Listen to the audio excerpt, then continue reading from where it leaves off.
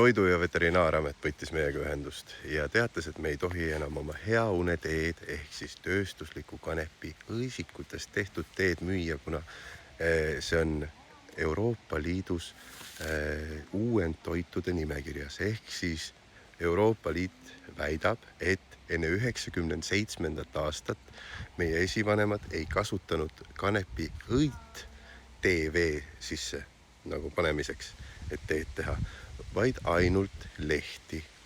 Ja siis protestiaktiks olen ma mõelnud sellise mõtte välja, et me raamime kõik oma kanepiõisikud ära ja hakkame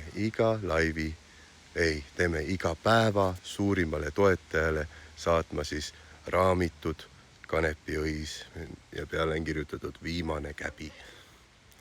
Et täna õhtul juba toimub live, aga privaatse konto pealt pane follow, kui tahad näha seda ja kõik ilusad.